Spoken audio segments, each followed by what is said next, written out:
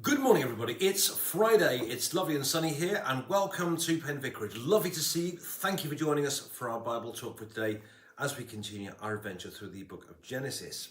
And today we're in chapter 8, and we're in Noah's Ark, and the storm and the wind, the waters have come, and there's been a lot of rain, and the ark has floated, and so on. And that's where we're at. So here we are, Genesis chapter 8. But God remembered Noah and all the wild animals and the domestic animals that were with him in the ark. And God made a wind blow over the earth, and the waters subsided, and the fountains of the deep and the windows of the heavens were closed. The rain from heavens were restrained, and the waters gradually receded from the earth. At the end of 156 days, the waters had abated, and in the 7th month, on the 17th day of the month, the ark came to rest on the mountains of Ararat. The waters continued to abate until the 10th month. In the 10th month, on the first day of the month, the tops of the mountains appeared. At the end of 40 days, Noah opened the window of the ark that he had made and sent out the raven, and it went to and fro until the waters were dried up from the earth. And he sent out the dove from him to see if the waters subsided from the face of the ground. But the dove found no place to set his foot, and it returned to him to the ark, for the waters were still on the face of the whole earth. So he put out his hand and took it, and brought it into the ark with him. He waited another 7 days, and again he sent out the dove from the ark. And the dove came back to him in the evening, and there was in its beak a freshly plucked olive leaf. So Noah knew that the waters had subsided from the earth. Then he waited another 7 days, and sent out the dove. It did not return to him any more. In the 601st year, in the 1st month, on the 1st day of the month, the waters were dried up from the earth. And Noah removed the covering of the ark and looked, and saw that the face of the ground was drying. In the 2nd month, on the 27th day of the month, the earth was dry. Then God said to Noah, "Go out of the ark, you and your wife, and your sons and your sons' wives with you. Bring out with you every living thing that is with you, on all flesh, birds and animals of every creeping thing that creeps on the earth, so they may abound on the earth, and be fruitful and multiply on the earth." So Noah went out with his sons and his wife and his sons' wives, and every animal, every creeping thing, and every bird, everything that moves on the earth, went out of the ark by families.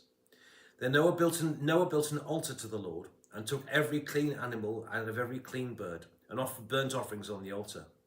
And when the Lord smelled the pleasing odour, the Lord said in his heart, "I will never again curse the ground because of humankind, for the inclination of the human heart is evil from youth. Nor will I ever again destroy every living creature as I have done. As long as the earth endures, seed time and harvest, cold and heat, summer and winter, day and night shall not cease." And this is the word of the Lord. Thanks be to God. Okay, again, as always, plenty of things that we can say about this. At the beginning of the reading, we have the waters at their kind of high points, and it's clearly raining a great deal. And it says here in verse 1, "But God remembered Noah and all the wild animals." Now, the word remember is actually a very key word in the Bible. And when we think of remember, we tend to think remembering as opposed to forgetting. It's sort of a kind of a head thing. But the word remember here, as I understand it, means a great deal more than that. It means remembered and did something about it. Okay, so it wasn't like God had forgotten Noah. It's just that God it's almost like God decided to do something about it at this point. So remember here means so much more than just headspace remembering. And while I'm here, just remember, of course, the word remember, of course, is key in the New Testament as well. When Jesus said at the Last Supper, "Do this in remembrance of me," he didn't just mean that we're supposed to kind of just remember Jesus every week when we have communion services. Remembering means much more. It's much more stronger than that. The word is anamnesis, and it means to bring into the present something that happened in the past. It's like to relive the cross. It's like having Jesus really with us.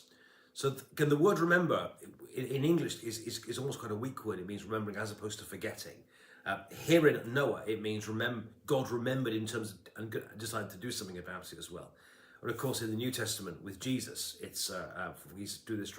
We don't just remember that a guy called Jesus existed, but it's almost like we kind of live with, or bring him into the present kind of thing now. So the word remember is a very, very strong word here. So at this point, when it's been raining for 40 days, I think it is, and it's been chucking it down, and these people are tucked up in their little treasure chest, the ark, bobbing on the waves, and God decided to do something about it. And it's noticeable also in verse 2, I think it is, yes, that God made a wind over the earth. And again, wind is another word which is very important, because the wind is the same word that means, if we get the word spirit, the Holy Spirit means the holy wind. And God, God putting wind into something, God putting air into something is what gives us life. And God blowing over the wind over the earth is like God recreating again. That God had created the earth and ordered the earth and fashioned the earth in Genesis chapter 1. Because God had sort of separated light from darkness, and God had ordered the earth, and God had created the earth, and in chapter 1. Then in chapter 7, when he put the flood came, almost like he uncreated it, because it almost went sort of back into the mush it had been before, because water everywhere and so on. And here, by blowing over the face of the earth again and drying it out, in a sense, it's like God is recreating the world again too. So here we have. So in verse 1, God remembered Noah and decided to do something about it. And he blew over the face of the earth. It's very much like blowing the spirit into things. And God started like a new creation here. And again, likewise, with us, when we come through the waters of baptism, we often sing sometimes, we are a new creation in Jesus. God did something new in us. We are a new creation. And here, if you like, on the earth, after the flood, God is blowing again, and there's a new creation coming. Then after, I forget how many days it is, and the waters start to recede, and the ark comes down onto Mount Ararat, which, as I understand it, is somewhere in Turkey or Armenia or somewhere like that. And for years, there's always been some kind of a link between Turkey and Armenia and the Noah's flood story. So it's thought that it's probably somewhere around there. And then, of course, so the ark comes to rest, because it's still at the top of the mountain, so there's still lots of water around. And then there's this amusing story about the raven and the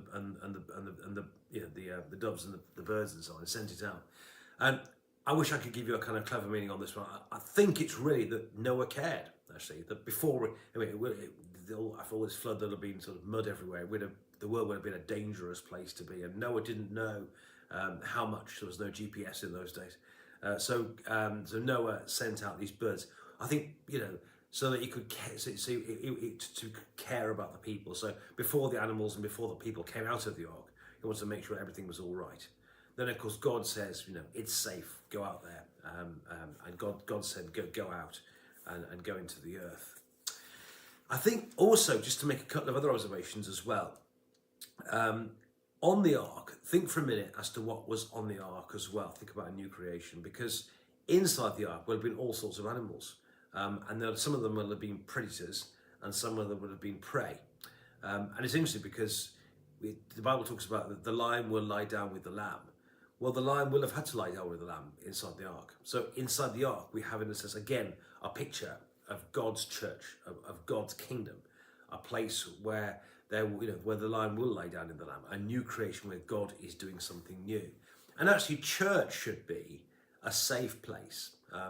Sadly, it isn't always what it should be, but the church is meant to be a place of safety, a place where people can be, a place where we're all the same, and actually we're all of equal importance.